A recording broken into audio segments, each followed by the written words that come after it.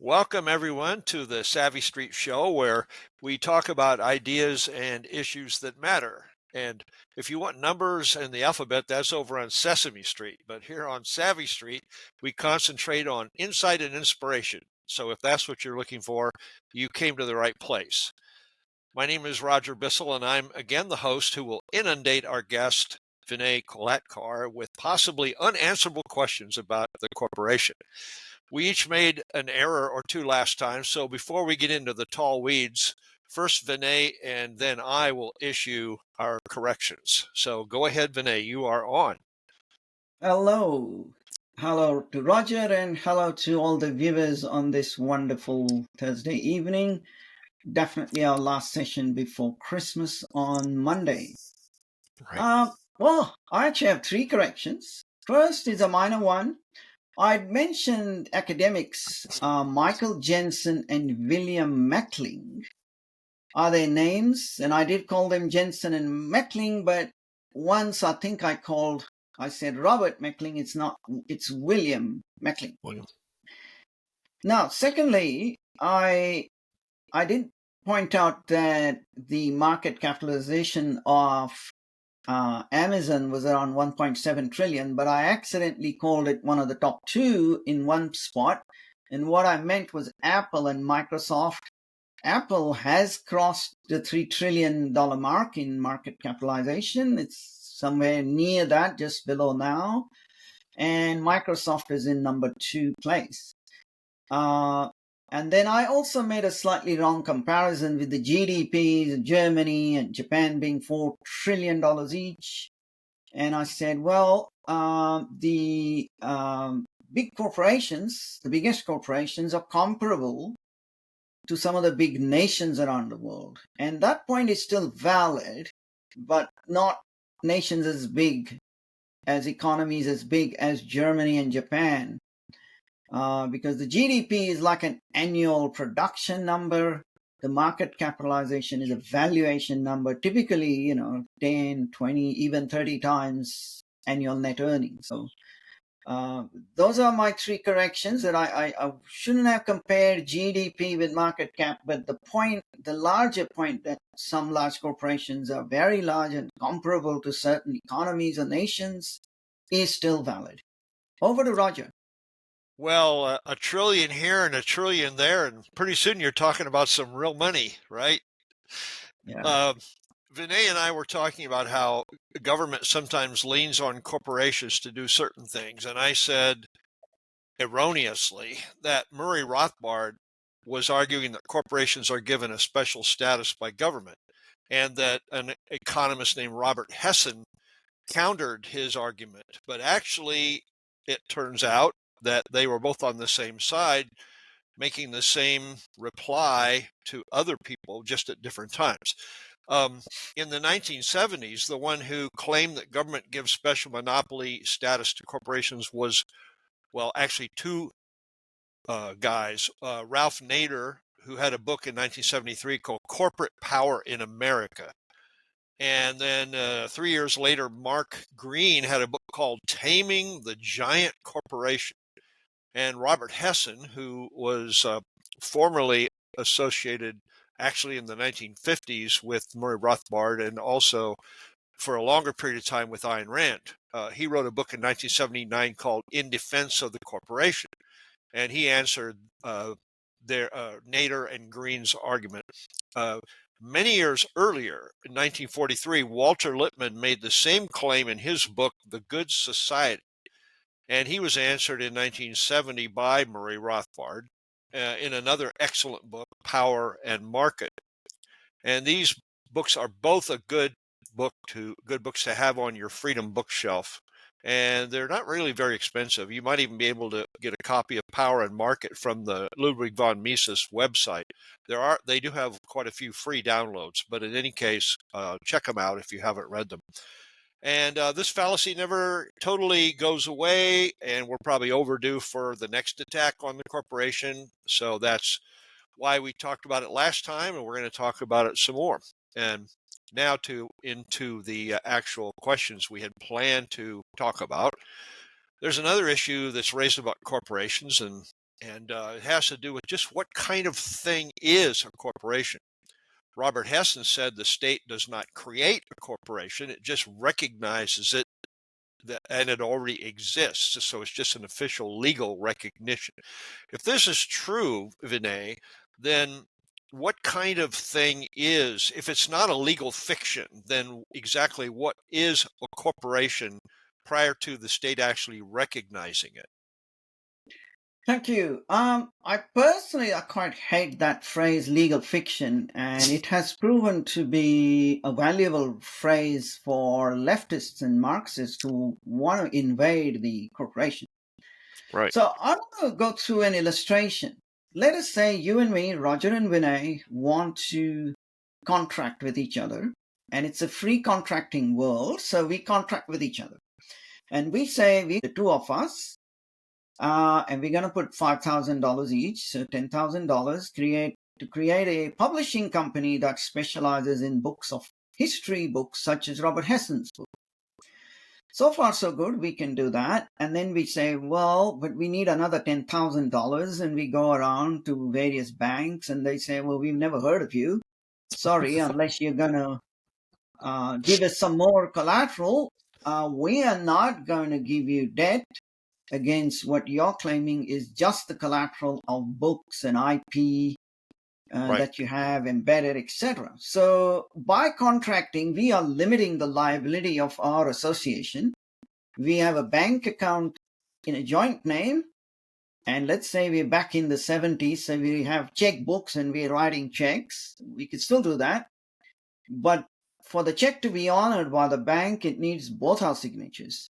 So we are assuring investors that there will not be any fraud. We are assuming our only customers are, let's say, 2 libraries and 3 bookshops in our little town. And we are assuring them that the books are what we said they would be. We've authorized ourselves only to publish books on history and nothing else. Limited edition. Ultimately, we find these other friendly bankers, since we said our bankers are not willing to lend to us against that collateral alone. We find Walter Donway in New York. He says, oh, yeah, maybe not 5,000, but I'll put in 3,000 from the bank as a loan. So we got $8,000. 10 plus 5. He puts in 5. Let's say we got $15,000. His 5,000 ranks ahead of us. And we have essentially replicated a limited liability corporation without the state getting involved, other than to say this is an economy where it's free, it's laissez-faire, and contracting rights are respected. Now, if you take that little mini corporation and try to make it bigger and bigger and bigger, you can see that the contracts are going to get more and more complicated. If you have taxes due to the IRS, it says, no, we don't recognize this Roger and Vinay as anything, as a legal entity. We'll charge you separately for taxes, okay? But we have 3 employees and it grows to 17 employees. Whose employees are they? And we have some arrangement that is spelled out contractually that they are employees of both of us, but to pay their dues, we are not liable for more than what we put into this bank account, and whatever you can get out of the sales of our inventory should we go bankrupt. So you can see as that company gets larger and larger and larger, if we have 10,000 shareholders and 1 million customers and 40,000 employees, like something like an Amazon Limited, it will get unmanageable pretty much well before you reach that stage. So what the state has said is that we are facilitating free contracting being between individuals, and by inserting a single entity, that contracting has become a lot easier. Even then, you will find when you open the annual report of a big company and you go through it, at the back, normally they list all their subsidiary and associate companies. And anything as large as Amazon, my guess is almost surely, at least the ones I've looked at, have 80, 100, 150 special purpose companies and entities, all different legal entities. And you can imagine how complex that documentation gets anyway. Sure. But if we did not have that legal entity status, it is going to get virtually impossible. Oh, So yeah.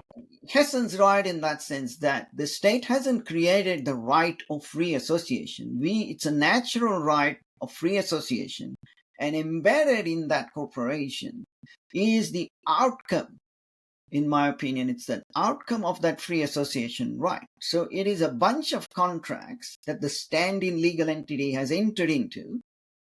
That bunch of contracts is one unified whole that can be traded in its own right. It doesn't have to be split apart, and which gives it synergy. That's why we said synergistic bundle of contracts that are alienable from its current owners. If it's a listed company, you can just sell it. You might need the approval of the shareholders, but it isn't tied into who the specific shareholders are. You define them as security holders as at a certain date, and then you can sell it.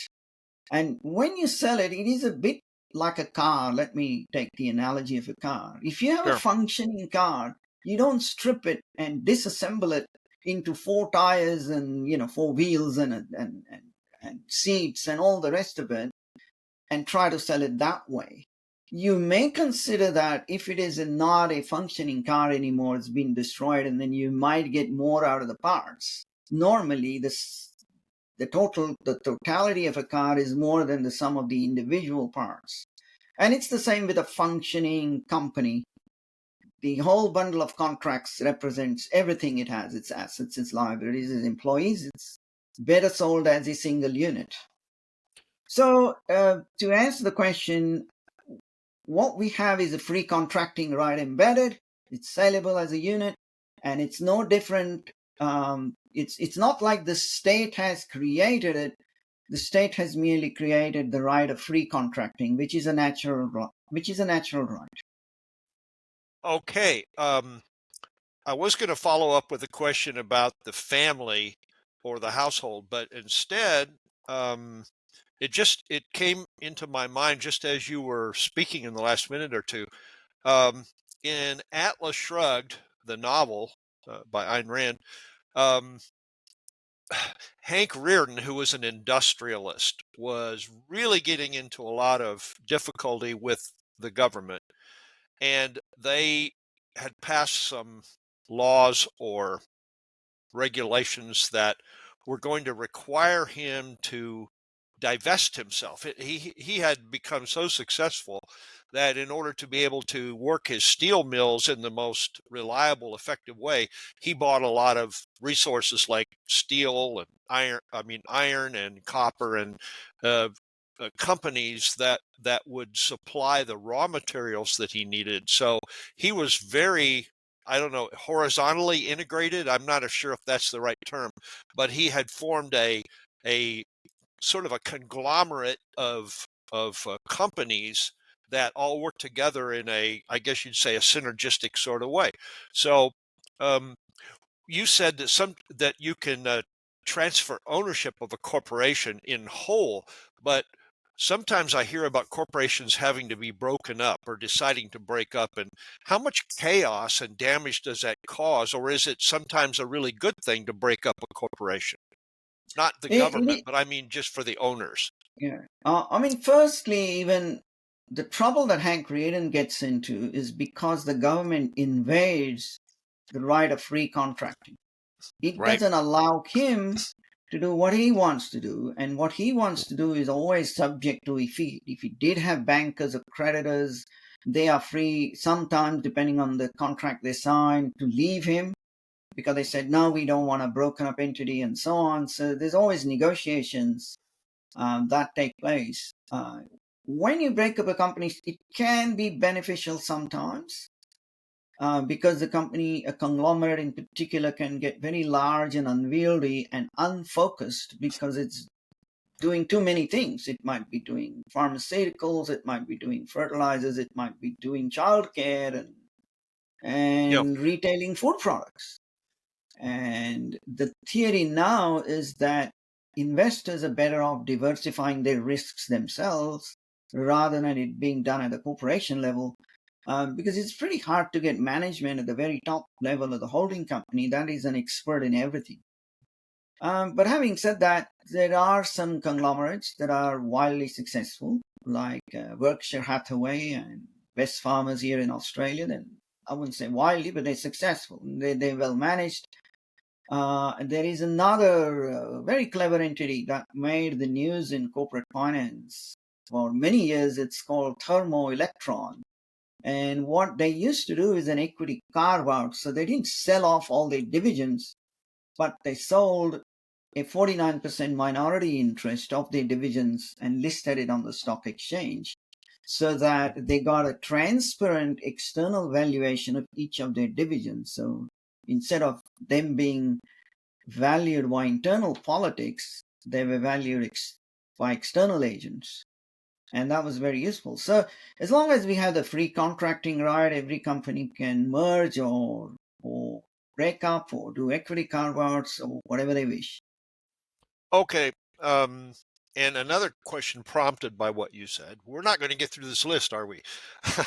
uh, uh, the issue of size sometimes comes into play, and I read somewhere more than once that in a given group, like a self-sufficient community or even a business, that there's some upper limit on the number of people working in that unit or in that business.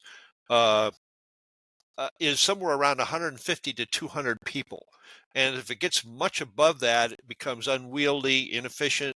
There's communication breakdown. I mean, there can be anyway. I mean, you and I might somehow someday start having trouble talking, but in general, there is a size limitation. And I wondered, is that how do corporations in general deal with that? Do they just sort of insulate divisions so that they're kind of at least semi-autonomous, or how do they do that? I've heard of the 150 number, 150, and the jump from 30 to 150 was made possible, it seems, by language, audio, Uh, not the written uh, word. So this is when you're a tribe and you recognize everyone else in your tribe facially. It okay. gets supposedly gets too hard to manage and control a tribe of more than 150 people. I've seen this argument in the anthropologists or historians like perhaps like Yuval Noah Harari, which I'm not too sure, but they are flawed arguments for limiting the association of people in a modern economy Yeah. to 150 people. Okay. Because we are not stuck with having to deal with everyone by name and face. We're not in a tribe. We can be spread globally. We have the technology to Yeah. communicate globally. We have email and smartphones and Zoom and all sorts of things, aeroplanes to go around and meet people. And by and large, companies are managing very well, even when they have 40,000 employees and 10 million customers. Right. Well, look at all the trouble just two people could stir up when you give them some modern technology, right? That's exactly right. Yeah. This is no trouble. This is fun. Okay, moving on. You have written previously that this, I call it a newfangled idea, stakeholder capitalism is kind of a camel's nose. Well, you didn't use the phrase camel's nose under the tent, but it's kind of a pathway toward fascism. And explain what that means, what you mean by fascism, and how stakeholder capitalism is kind of a pathway to that. Oh, thank you. Yeah, I did write about that maybe a couple of years ago. I used the phrase a Trojan horse, Ah, and it's not a new idea except that it is a new phrase. You go back to Ralph Nader, and he was arguing that the corporation is, it's a grant of a monopoly, bears a grant of a monopoly status by the state, therefore it owes society something. And it's that same idea being brought in like a Trojan horse into the idea of a corporation. So Let's go over our definition again. We have a synergistic bundle of contracts in the free contracting world. So in the free contracting world, we are not obligated to take into account interests of parties that are not a party to the contracts we have. So to say that employees and customers are stakeholders is kind of obvious. Even if the constitution of our corporation says, in the articles of incorporation say, we will only create nothing more than one feature film or TV series of Atlas Shrugged, and then we will fold it down. We have to deal with employees and customers and suppliers, and it is in our interest anyway, even if you want to turn a profit or just get the film or television series done, it is in our interest to deal with them fairly and fairly and squarely, to give them what they are owed and what they are worth, or in fact, like Henry Ford, give them more than what they are worth, so you attract the best people to your venture. Right. And once you've done that, it's the size that a corporation gets to doesn't really matter. All that matters is a free contracting right. Now, some of the other stakeholders that are introduced are like community interests or the environmental and social obligations of the company. And the social obligation may be DEI, diversity, equity, etc. So in our free contracting right, if we set up a company to do a TV series, we don't have that obligation. And no one else, a third party who's not a party to the contract, doesn't have the right to invade the contract. But unfortunately, the corporate contract has always been invaded. By governments have always invaded the free contracting right. And the more they invade it, the better it is for those specific government people. And it is better, eventually it becomes better for large corporations that become crony corporations. And you get this, what I would call a kind of a government industrial complex. It's not just a military industrial, it's the whole of government and the whole of industry is one complex of an incestuous kind of a relationship. And what is happening with stakeholder capitalism is a phrase being thrown around as if that the theory and the practice and the ontology of a corporation requires us as a moral duty to look after interests that are not party to our contract. And other than the tort liability, we don't actually owe anything to other people. Lawsuits about damages. If you damage somebody else, then whoever is being negligent is included in his or her personal liability sense. It's not limited to the assets of the corporation anyway. But other than that, we don't have any fiduciary duty at large.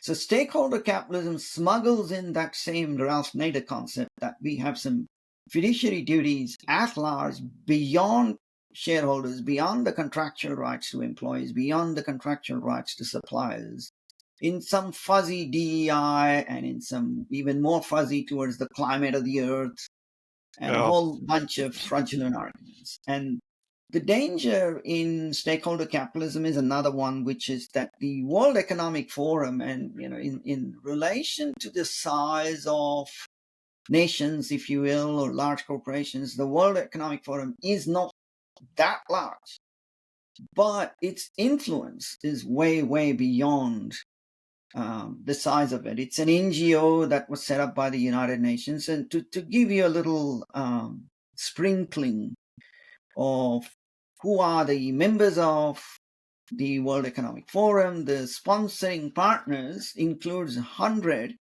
of the world's largest corporations. That list includes BlackRock, Bridgewater Associates, Bank of America, Coca-Cola, Johnson & Johnson, JP Morgan, Dell Computers, McKinsey, Microsoft, PayPal. The last two won't surprise you, Pfizer and AstraZeneca. Pfizer and AstraZeneca and Johnson & Johnson too. So all these people are ganging up, and the World Economic Forum is pretty explicit about what their aims are. It's not a conspiracy theory. It's on their website that what they want to do is sort of some kind of rule by technocratic elite. They don't say that, but you can infer that. They say things like, you will own nothing, but you will be happy. Now, if you own nothing, who owns it? Is the wealth of the whole world going to be destroyed? And if it's not being destroyed, then somebody else is going to, it might be reduced by 20% and it'll be owned by a few technocratic elite who go to 6-star hotels in a ski resort like Davos every year to argue what we should do and we shouldn't do. So yeah, stakeholder capitalism is very, very dangerous, and anything hyphenated capitalism is invalid.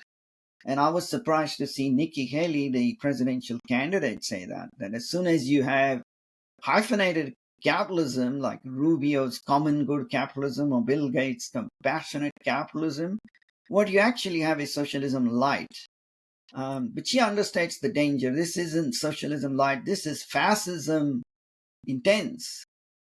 So just why I called it fascism was I was using Rand's definition of fascism, which says that if the government owns all property, then it's socialism. But if the government controls the property and you private sector is a nominal owner, then it's fascism. So it's a partial fascism in that the government isn't controlling each and every decision, but they certainly, the government or third parties, NGOs that are not party to our original set of contracting, they are able to influence many decisions, unfortunately. Well, perhaps we wouldn't be as surprised about Nikki Haley's position if we had a peek into the contents of her investment portfolio. I think that a person's economic or financial involvements are sometimes a good clue. Follow the money, like they say, Okay. What you were describing, this mongrel notion of stakeholder, um, Ayn Rand would call that a package deal. And you had said any hyphenated capitalism is a dangerous thing. Well, I think pardon me, I think the package deals are often very sneaky ways to smuggle in something that is really not good or right. And in particular, you've got on the one side, in this stakeholder umbrella or tent, you've got the people who are involved in making voluntary transactions, trades between the customer and the businessman, between the employer and the employee, etc. And on the other hand, you have the people out in the community and, of course, the government, that they're always there with their fingers in it. So I'm surprised that the environmental people like the EPA, that there isn't some similar idea about the external effects of the corporation. And maybe there are, and I just am not aware of it. But there's always, the more government involvement is, the more that as their power expands and the regulations grow, that at any moment when they want to achieve some policy thing or political thing, they can just come in from left field with another regulation and snap the trap shut, and you didn't even see it coming, and then all of a sudden there it is. That is a massive danger. And so before we had stakeholder capitalism, we've had cronyism. In fact, I read a book by Hunter Lewis of cronyism in the United States, and he says that cronyism pretty much is as old as history, as old as any kind of governance. So it's always existed, but it has gotten quite worse. And let's just talk about it a little bit. Yes. About why it happens and what are the effects of it happening. So firstly, you have a set of government officials that are either bureaucrats or elected officials. And they're not typically as bright or as entrepreneurial as perhaps whoever, Elon Musk or even Bill Gates and Mark Zuckerberg, made their fortunes in the private sector. Unlike some of the others like Al Gore, supposedly now worth 300 million. Nancy Pelosi worth more than 200 million. On a salary of 220K that she's drawn her entire life. She's not ever been an entrepreneur. Obama worth 70 million. He charges $400,000 per speech. He has zero experience in business, even as a middle-level manager, let alone entrepreneurship. Why are business people listening and paying such a great amount to listen to him speak for an hour, or two? So let me take a simple analogy. Let's say you and I enjoy a soccer game. Probably you don't, but let's say we do. Because it's a simple game. There's a goal, and it's not as complicated as baseball or cricket or NFL. There's a goal. Sure. There's a ball. There's 11 people on either side, and as long as the game is fundamentally fair, we enjoy it even when our team or the team that we're backing loses. What we expect of the referee and administrators is nothing less than implementation of the rules of the game, fair and square. Right. But let's say the referee and the administrators had an arbitrary right to suddenly change the rules of the game. They can say, I'm sorry, Denmark is losing to the Netherlands in this game. So now on, I'll allow Denmark to have 14 people playing instead of 11. And I will constrain Netherlands to 8. Well, Denmark's going to win. Or you literally move the goalpost into a corner, or you turn it around so that the player has to go around and kick the goal, or you suddenly make the goal a lot smaller or much bigger for the other team, the defending team. If that can be done, you and I would lose our interest in watching that as a spectator sport, because it's just like gambling. You never know what they're going to do. But what if they know what they're going to do, even a little bit in advance? They can profit immensely from insider trading. There's an allegation that Nancy Pelosi got a huge amount of money, if you will, unearned profit from a land deal that she knew beforehand what was going to happen. It's not been proven, so she's not out of office. But after the President Obama stimulus package, 71% of it went to Obama donors, and it was all related to green funding. So, if you, like you said, follow the money, if you follow the money, you know how Al Gore became so rich. Because he's one of the referees, and they're either one of the referees or administrators, or once they're out of office, they're part of a big lobbying firm. I don't know. Have you heard of a lobbying firm called BIO, B-I-O, and that stands for Biotech Innovation Organization? Okay. Well, in 2020, they raised 77 million, according to a report, right? Okay. And what they do is they only employ lobbyists, and they make donations that are called dark web donations. So they've been making donations to both political parties on behalf of their customers, and their customers include Johnson & Johnson, AstraZeneca, Pfizer, much of Big Pharma, but they're not limited to Big Pharma. And let's see what happens when you have this lobbying and the power that is given to referees and administrators. Let's take the case of Pfizer. In March 2020, Pfizer's shares were worth $28. By the end of 21, in December 21, they doubled to $56. No stock splits here, just straight up doubling, plus whatever dividends.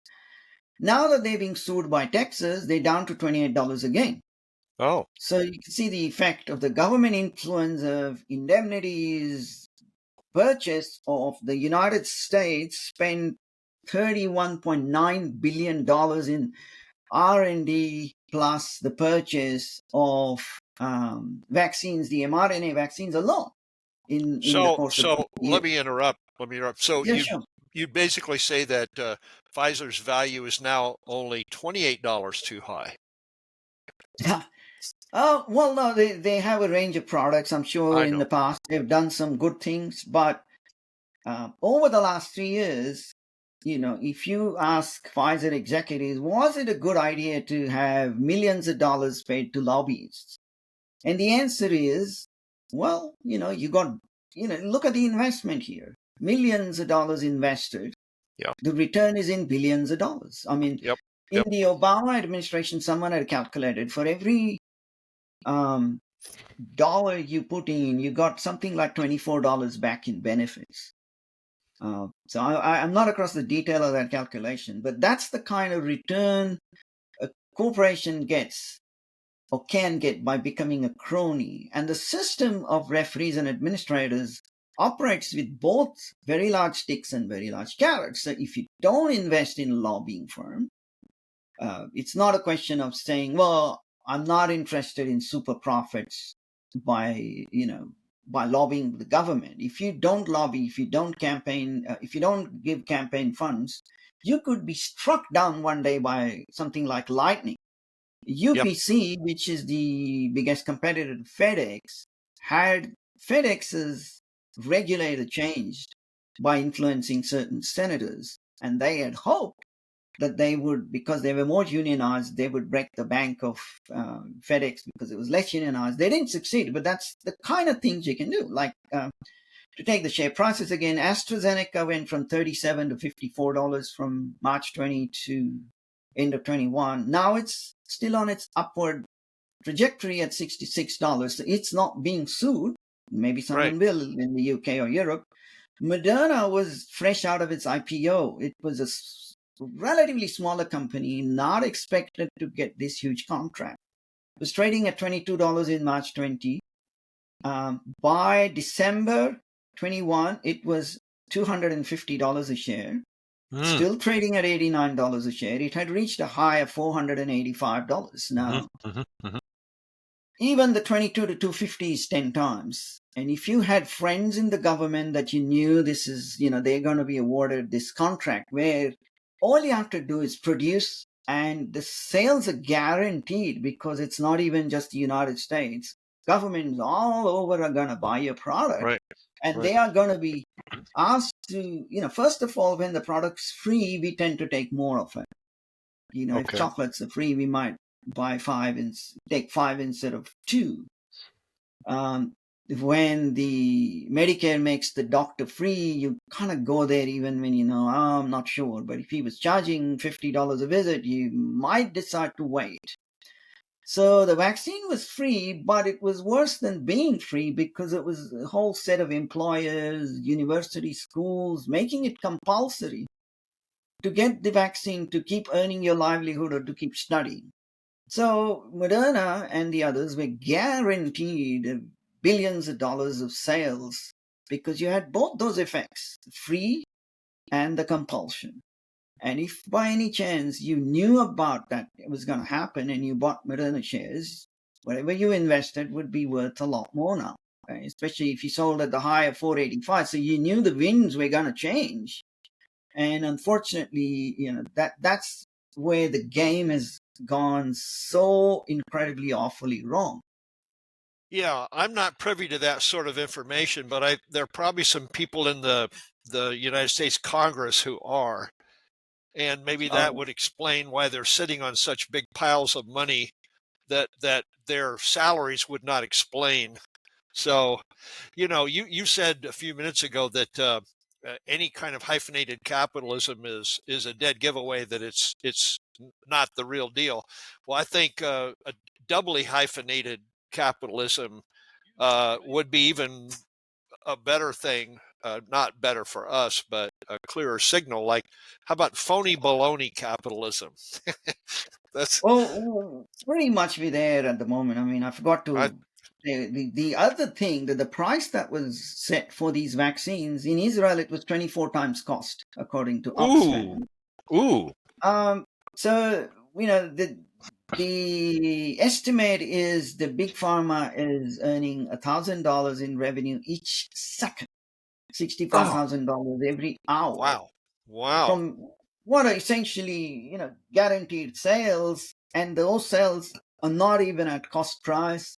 One more guarantee that was given even by people who were otherwise claiming to be for social equity. Now, you and I, or at least me, I wouldn't support forcing big pharma to give away their IP to poorer countries, right? No. But those people who are saying, well, we're helping Big Pharma for social equity reasons, they took out all the provisions out of that bill because there was a lot of political wrangling and discussion and negotiation. So they took out the provisions that would effectively guarantee a transfer of technology and a generic manufacture, which would have been much cheaper. And it made it very expensive for all governments, and they gave some discounts, I believe, to Senegal and other poorer countries, and they charge Israel 24 times cost. Yeah. But instead of letting the free market determine the price of a vaccine. Well, this reminds me back in the probably the 1970s, there was a U.S. senator from Wisconsin. I think he was a Democrat. His name was William Proxmire. He was more of an independent, moderate Democrat than anything, but he was very tuned into government waste, and he gave an award every month for the latest outrage. And I don't know if he called it the Golden Screw Award or the Golden Toilet Seat Award or something like that. And he'd find cost overruns and just enormously inflated prices that the military and other bureaucracies and the government were paying for their hardware, their supplies, etc. And I thought that was quite amusing. But that sort of thing is when you have government compulsion, that sort of thing is almost inevitable. And you say, well, this is where we are. How do we get somewhere different and somewhere better? What's the answer to this situation? Do we just have to ride along in the rowboat until we go over the waterfalls, or is there some pathway to salvation? Right. Well, I hope we can do something because, the way the wave in the United States is going, it's not too far from what's happening in Russia and China, Right. where everything is captured by the Vladimir Putins of the world. And we have at least got some freedom of speech, some limited freedom of speech, because even, for instance, those fact-checking NGOs, even their money many times has come out of taxpayer funding. You thought there was a stimulus bill at the end of the financial crisis and a stimulus bill at the end of Hurricane Katrina. Even if you go through those bills, you'll find those little earmarks which are unconnected to the disaster that happened in Katrina. And then they siphoned off funding, 20 million here, 30 million there. I mean, it's there in black and white. It's not, in that sense, it's not illegal. The problem is that it's not what the public thought they were getting. And, they can't go through 300, 600-page documents to find, oh, shit, there was an earmark for, this property development, which just so happens to be very near what this senator owns, land Oh. nearby. So this is a very big problem, of course. And the way around that would have been, in the first instance, to appeal to the courts, because regulation itself is arguably against the US Constitution, because regulation acts like it is law, but it isn't law made by a legislature. It isn't law that has passed both houses of parliament. It is law that is being drafted and ruled by bureaucrats who can change it that quickly. So the courts ought to outlaw these things and bring it back into the legal process, but they haven't done that. The right of free contracting has been abrogated, and the courts have not held up the right of free contracting. So our second choice is the electorate. And maybe something like Milei in Argentina happens when everything is broken down. But if the electorate was extremely well educated and knowledgeable, Yeah. then they would hopefully only vote for really genuine politicians who don't see the political ticket as a ticket to a huge career for people who are not otherwise that talented. I mean, I'll use the example of Barack Obama. It was Harvard had racist policies. That's why he probably got into Harvard, I imagine. And then, being an ex-president, he's able to charge $400,000. There is no real knowledge in there. That the whole emphasis of these meetings is to get to know someone who is connected internally, and he obviously is still active and connected internally. And the Republicans are not that much better. The bio No. firm that I was talking about, it was headed by a former Republican Yep. who, trying to remember his name, but he earned $2.5 million. I had his name written down somewhere. Anyway, he's retired now as a lobbyist because he had all the connections. And now the new CEO of the lobbying firm is an executive from Johnson and former executive of Johnson and Johnson. So there is this incestuous relationship between government, lobbying firms, and it's not just big pharma, big oil, big banks, everybody. And then they are revolving doors between, the top executives, and it's all intended to say the things that the public wants to hear about the environment and about other things, but do things that people are not well aware of. But fortunately, I mean, some investigative journalists have dug in and they are able to find that out. So while we are in this phase, I think part of the solution is to keep exposing Yep. not only campaign donations of all major organizations, but also these earmarks and places where benefits have accrued to politicians. And of course, keep fighting for a true laissez faire economy, because what we got to remember, the cronyism is a phenomenal disease. It's grown very, very large. And it's not the fault, though, of the structure of the corporation. The corporation is like a player who can be made to play fairly in a soccer match. But when the referees and the administrators can change the goalposts quite literally in a soccer match, change rules haphazardly, and you just want to play and win, it serves your interest to take the administrators out to lunch, so to speak, and Oh, then out to dinner again and shower them with gifts, so that at the very least, if the rules don't swing in your favor, at least you know what the new rules are going to be in advance of your competitors. yeah. What we've got now is kind of a hybrid. It's sort of a combination of cronyism and, I guess you could say, welfareism.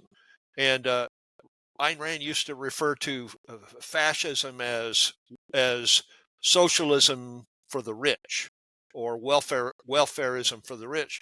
And so you've got the middle class, I think, is being whittled away and drained in order to feed these various constituencies. It's such a daisy chain of the money goes here, the money goes there. It's hard to tell what the ultimate impact is, except that people, it passes through so many hands that people are taking their cut out of it, and we producers just go on and we work, and then we drive on our subsidized roads, and we send our children to subsidized schools if we can't afford private, and so on. So, and then when we retire, we get Social Security that someone else is now paying for because our contributions have already been spent. They weren't put in a lockbox or anything. So it's a very tangled, muddled stew. It's not really a nice, clean, neat system like we had when the country started. Yeah, no, it's nowhere near that now. It's, Yep. the dominant way to describe this economy worldwide, in fact, is just a crony economy, and only the degrees are different between Russia Yep. and the United States. Yep. I mean, if Trump was Novotny, he might have been poisoned Oh, physically, right. and he Right. hasn't been. Not yet. Not And yet. much as I would say I wouldn't vote for Trump, but I don't think it's a good idea to lock out people from actually being on the ballot. But coming back to the crony economy, all we can do right now is education, because the courts are not willing to uphold reverse the abrogation of contracting rights. Right. A massive education, both in terms of why a laissez-faire economy would be the best, and take away the rights of these administrators and the referees to do anything other than the proper thing, which is to supply courts of law, independent courts of law, to arbitrate between disputes, contractual disputes, in a civil and peaceful manner, is their role. And you got to limit them to that role and take away all the excess rights from the government, and that will end cronyism. But that's a very long-term project if we ever succeed. But the short-term project is to encourage that kind of investigative journalism, which really opens the eyes of the electorate about just how much cronyism there is, and it's not just at the expense of the middle class, it's at the expense of anyone who's honest and not part of the feeding trough. It could be a rich person, it could be a very poor person. I think that part of the eye-opening that needs to happen is that people need to understand that when they're voting, a lot of the time they're not voting for who's going to make the actual laws that restrict them, govern them. They're voting for people to go in and hold an office. And a lot of the people making the actual regulations and laws that control us are not elected. They are career bureaucrats or civil servants. They're appointed, and they're not. And sometimes they're answerable to the president or so on. But a lot of the time they're in there. They're part of what's called like the deep state or the Yeah, swamp yeah. or whatever. You know. Indeed, and even those who are elected are able to hide under empty phrases, so they're not quite so easily discovered about what their true nature is. So Yeah. I think Well, that's our next. I think this is a great way to end the year 2023. You cut quite a wide swath through that list of questions there and did a great job. The Savvy Street Show will be back with another episode very soon. We're going to jump on the horse and ride in the new year and come up with a lot more really interesting content for you. So, Vinay Kolhatkar, thank you so much for all of your good ideas and thoughts. And I'm Roger Bissell, and maybe he'll turn the tables and be asking me some questions soon. And we have other guests planned too, so it's not just going to be these two faces that you see. Indeed. Thank you very much, Roger. And shall we say good night and good luck? Good night. Good luck.